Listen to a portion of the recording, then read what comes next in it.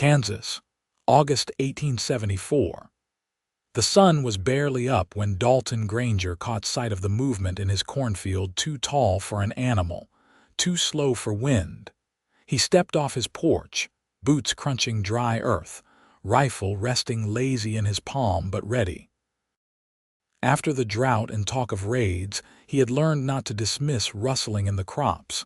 He pushed past the stalks, quiet and steady, until he saw her, a woman, young, barefoot. Dirt smudged her pale cheeks. Her dress was torn at the hem like she had been running. She stood half-crouched, holding a baby close to her chest, her back to him. The child whimpered once, then quieted. Dalton lowered the rifle.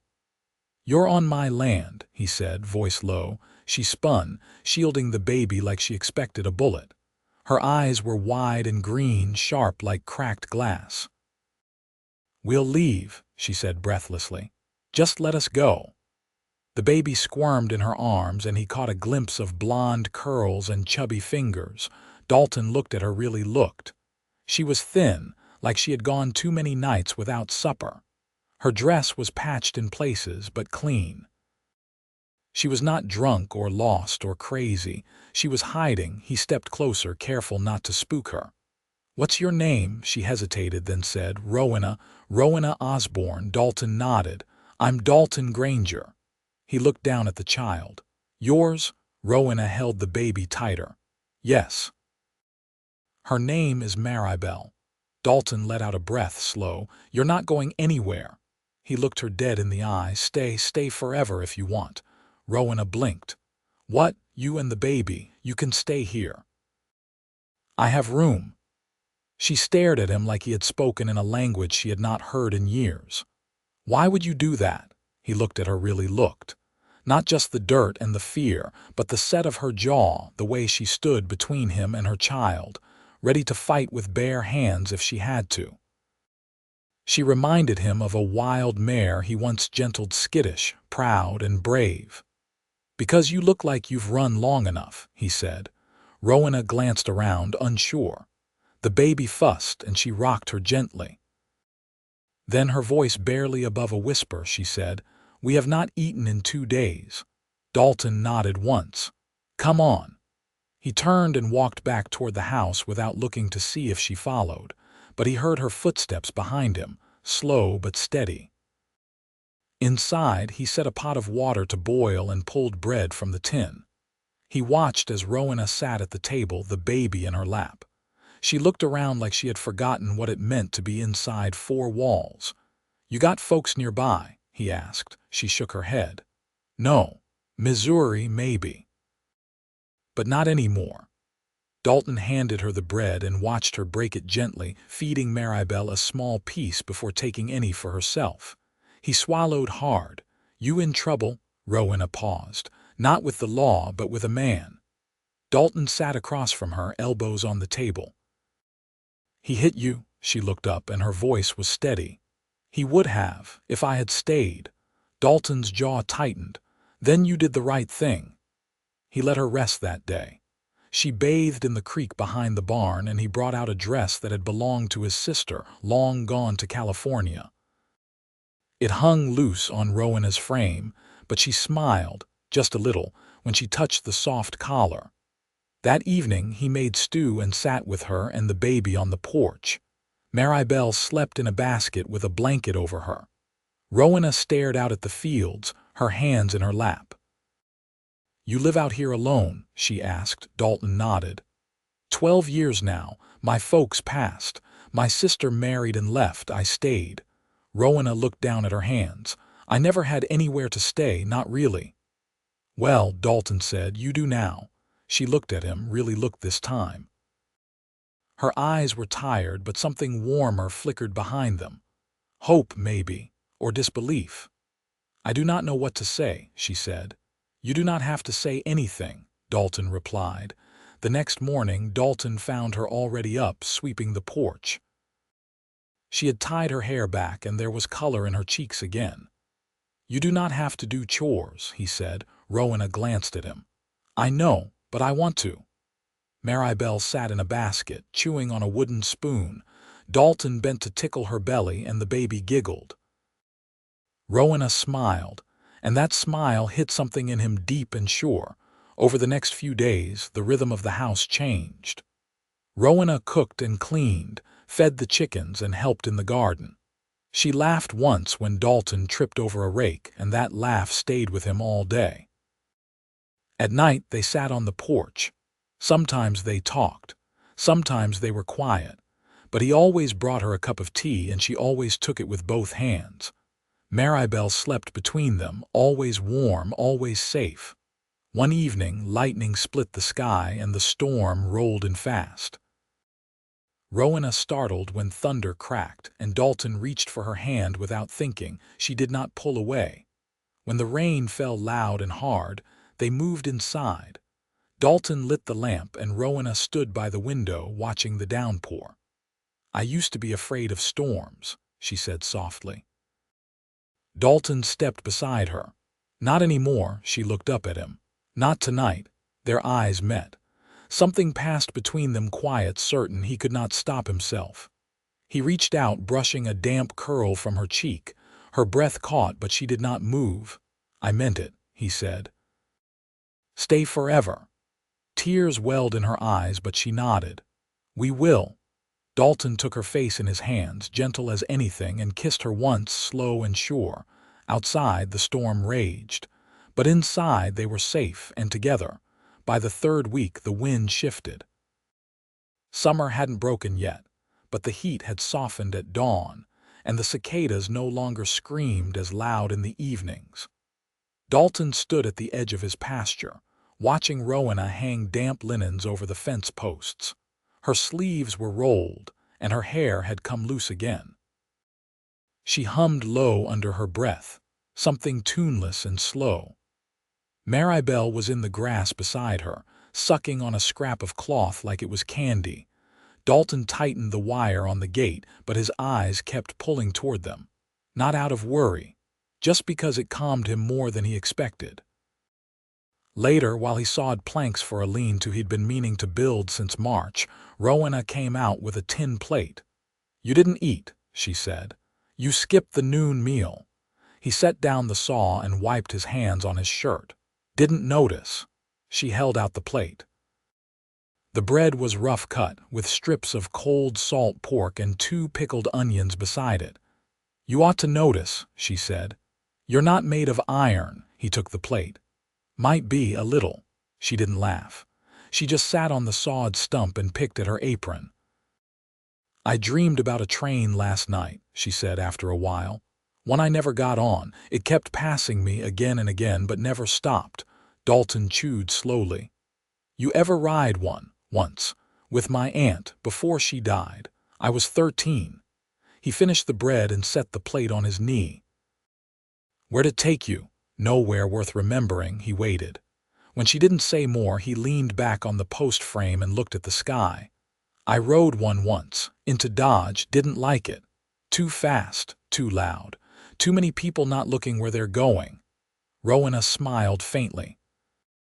"You're not made for crowds." He tilted his head. "Neither are you." She looked down at her hands.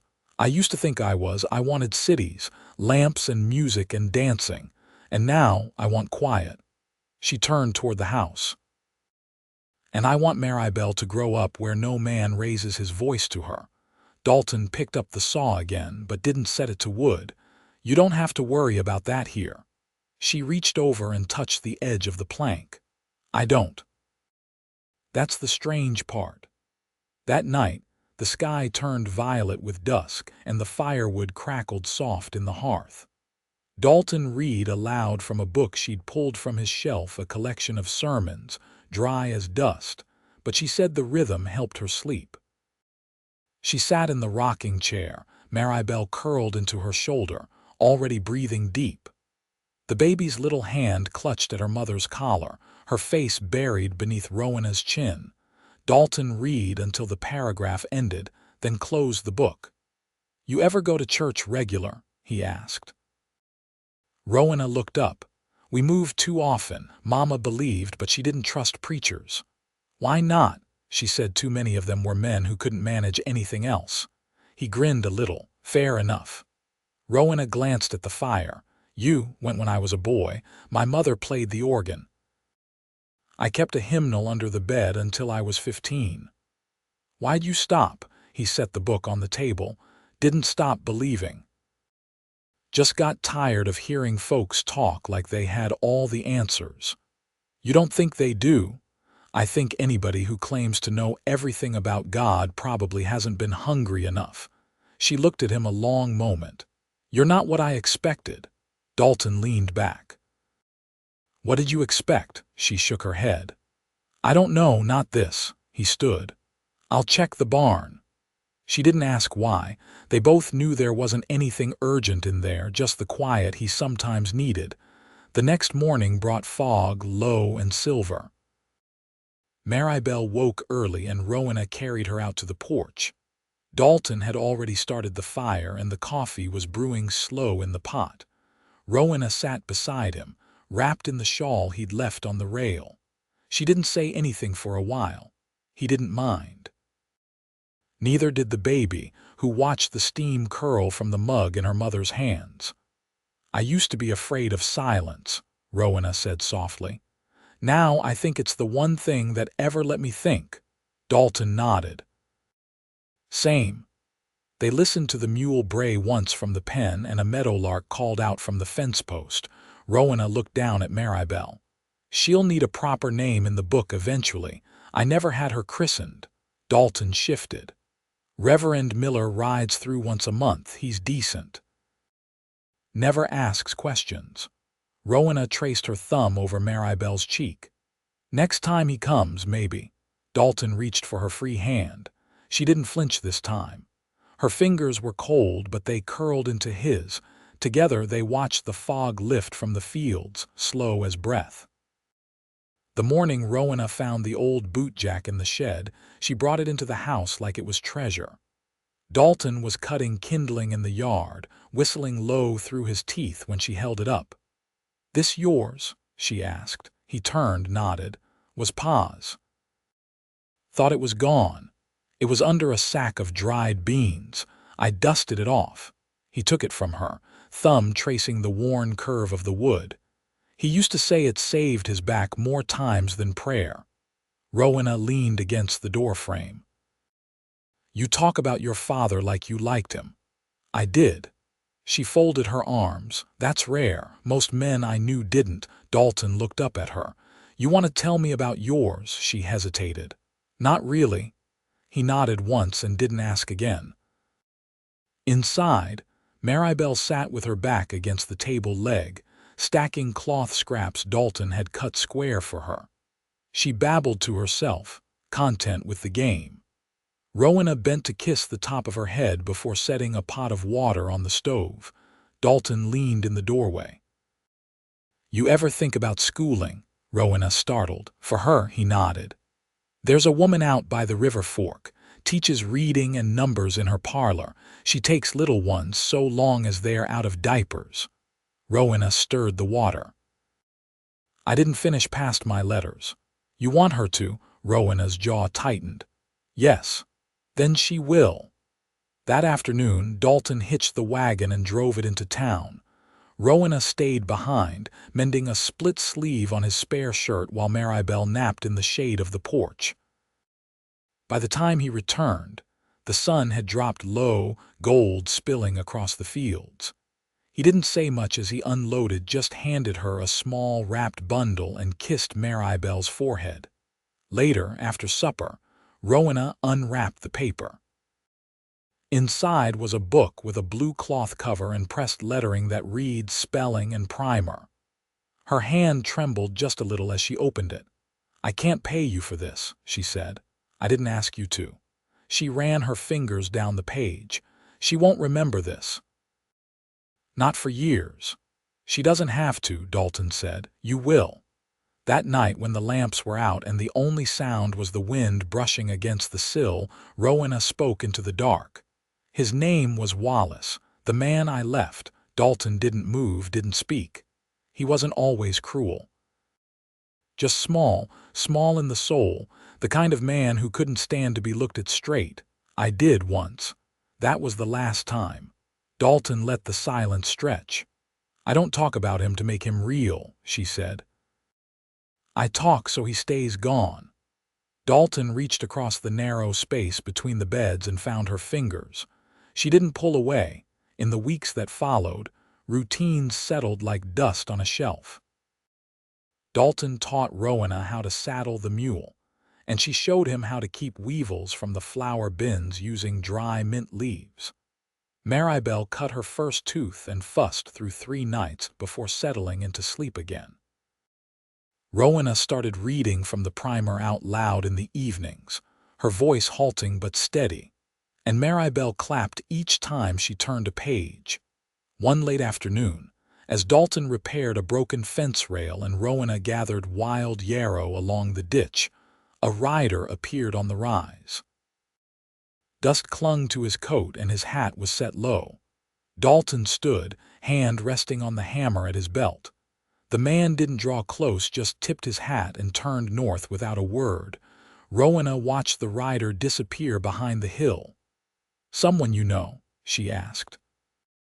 "No, but you don't like what he was looking for." Dalton shook his head. "A man riding alone that slows, either lost or looking for someone who doesn't want to be found." Rowena stared at the empty ridge. "He didn't find her." Dalton nodded. "He won't." That night, Rowena didn't sleep. She sat by the hearth, mending a tear in her shawl, eyes flicking now and then to the window. When Dalton woke and found her there, he didn't speak. He just pulled a chair beside her and sat, silent. After a long while, she said, "I don't know what makes someone a family. Blood didn't do it." "Not for me." Dalton looked at her. "Being chosen does." Rowena's eyes filled, but she didn't cry. "You didn't have to choose us." Dalton touched her hand. "I know." She drew a breath, long and sure. "I'll stand beside you, Dalton. However long you let me." "Forever sounds about right." She nodded and leaned her head against his shoulder. The fire burned low, steady and warm, and outside the wind carried no threat, only the scent of cut grass and the promise of harvest. The first frost came quiet, a thin silver veil on the fence line and the tops of the cabbages. Dalton rose early to bring in the squash, boots damp with meltwater before the sun had cleared the ridge. He found Rowena already in the kitchen, sleeves rolled, her fingers red from shelling beans. Maribelle babbled from her spot beneath the table, surrounded by wooden clothespins and a dented tin cup. Dalton leaned against the doorframe. "We'll need to stack the gourds under the loft. They won't last long in the shed." Rowena didn't look up. "I can help after dinner. I've finished the drying herbs." He crossed to the hearth and knelt to feed the fire. "Ground's going to harden up quick. I'll drive the fence posts before it freezes." She stood and wiped her hands on her apron. "I'll sew you another pair of mittens. The ones by the door are losing their lining." Dalton met her eyes. "You keep track of everything, don't you?" "I have to," she said. "Half the trouble in life comes from what folks forget to tend." He didn't argue. Truth had a sound to it, and she had said that plain. The afternoon brought a letter, delivered by a boy on a piebald pony. He handed it off and left with a nod, not waiting for reply. Dalton opened it with his thumb, brow furrowing as he read. He handed it to Rowena without speaking. She read it slowly. "Your sister's coming." Dalton nodded once. 3 days' time. Rowena folded the paper with care. "She doesn't know about me." "No, she'll wonder. She'll ask." Rowena moved to the window. The trees had begun to bronze and a crow wheeled above the barn. "She'll have her opinions." Dalton stepped beside her. "She can keep them." Rowena didn't answer right away. "I won't be ashamed, Dalton, but I won't be pitied either." He touched her wrist light. "She's not the type to pity, but she is sharp-tongued." Rowena turned. "So am I." The day his sister arrived, the wind carried the dust of her wagon long before the wheels creaked into view. Dalton stood at the gate, arms crossed. Rowena stayed by the porch, Maribelle on her hip, both of them quiet. Hazel Granger climbed down in a traveling dress finer than the town would have seen in months. Her hair was pinned precise, and her eyes missed nothing. She hugged Dalton with one arm. "You look leaner than you should." Then she turned to Rowena and the baby. Rowena met her gaze level. "I'm Rowena Osborne." Hazel looked her up and down. "I figured." Rowena shifted Maribelle on her hip. "This is my daughter. Her name's Maribelle." Hazel reached out a finger and Maribelle grabbed it without fear. "She's sturdy," Hazel said. "Good sign." Dalton cleared his throat. "Hazel, you'll be staying in the back room." She didn't look away from Rowena. "I'll manage." That evening, supper passed in near silence. After the dishes were done, Hazel sat by the fire, mending the cuff of her traveling coat. Rowena brought in the last of the wash and laid it over the chairs to dry. Hazel spoke without looking up. "You're not afraid of work?" "I can't afford to be." Hazel nodded. "Then you're better suited to this place than most." Rowena didn't answer. Later, after Hazel had gone to bed, Dalton sat beside Rowena on the porch. The moon was high, casting pale light on the grass below. "She's not cruel," Dalton said, "just cautious." "She doesn't worry me." Dalton tilted his head. "What does?" Rowena watched the dark line of the trees. "The way this life fits me, like it's always been waiting. That shouldn't feel strange, but it does." Dalton reached for her hand. "Some things fit because they're meant to." She glanced down at their joined fingers. "I don't want to be a shadow here, Dalton. I want to be seen." "You are," he said. "Every day." She looked at him, long and quiet. "Then marry me." The wind shifted. He didn't speak for a moment, just watched her face. "I was going to ask you," he said, "but I like your way better." She smiled, slow and sure. "I wasn't waiting." "I know." They sat like that, hand in hand, until the night deepened and the house behind them settled into stillness. The porch boards creaked now and then, and the stars shifted overhead, steady as breath. Inside, Maribelle slept, and Hazel dreamed beneath a borrowed quilt. Out on the land, the frost waited to return, but not yet. Not that night. That night, everything held. The wedding took place in the parlor, with Hazel standing beside Rowena and Reverend Miller offering the words in his usual plain cadence. Maribelle clutched a sprig of dried lavender in one hand and leaned her cheek against Dalton's leg during the vows, quiet as linen on the line. No guests came beyond the Grangers and the preacher. No one else was needed. Afterward, Hazel brewed chicory in the kitchen and cut a square of honey cornbread for each of them. She handed a plate to Rowena without ceremony. "You'll want a quilt for winter," Hazel said. "I'll help you start one before I head back." Rowena nodded. "I'd like that." Dalton built a cradle 2 days later. He cut the boards from the cottonwood behind the barn, sanded them smooth, and carved a small wild rose into the headboard. He didn't say why, and Rowena didn't ask, but she traced the petals once with her finger and kissed his shoulder when he passed her the last rung to nail in place.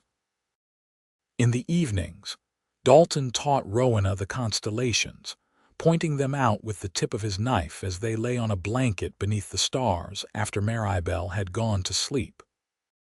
He told her about when the Comanche still passed through these parts, and how his father had bartered with them once for a cedar bow.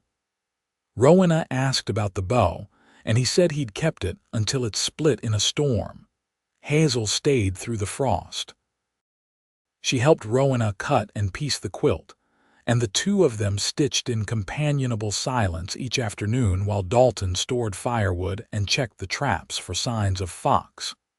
He came in once with a split lip and a chuckle, saying he'd caught a squirrel in the hen coop by mistake. Maribelle laughed when Rowena dabbed lard on the cut, reaching for the cloth like she meant to help. On a morning in late November, Hazel packed her trunk. She folded the quilt top carefully, handed it to Rowena, and said, "You've got hands that don't shake. That counts for more than looks or fortune." Rowena met her eyes. "You'll come back." Hazel set her gloves on. I've never liked California. It'd be just like me to stay." They hugged without fuss. Hazel kissed Maribelle's temple and left with a wave that didn't need words.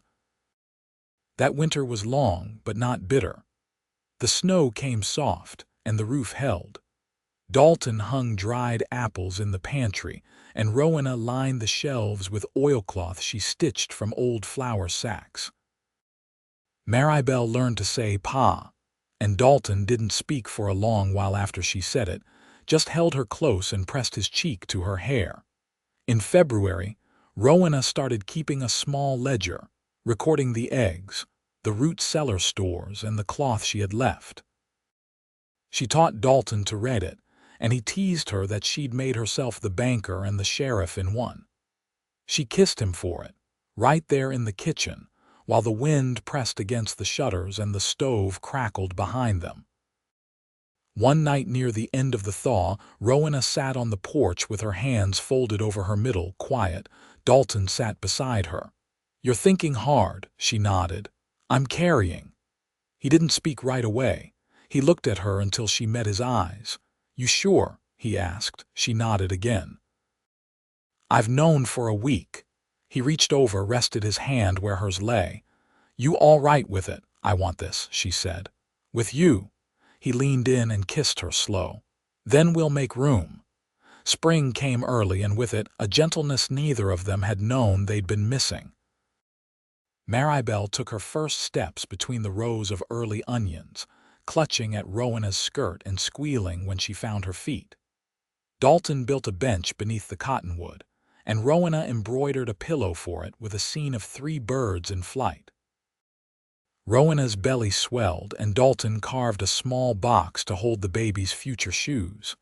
He didn't tell her, just placed it on her side of the bed one morning. She opened it without a word, pressed her palm to the smooth lid, and smiled. They named the baby Elias. He came in July, just after the wheat ripened but before the first cutting of hay. Rowena labored with her teeth clenched and her fingers digging into Dalton's arm. Hazel was there when he arrived, having returned just days prior with a bundle of calico and a jar of plum preserves. Elias was born healthy and loud, with dark hair and a strong grip. Dalton held him with awe, and Rowena looked between her children and said, "This is the home I never dared to want." Dalton kissed her forehead. "You built it." Years passed quiet and full.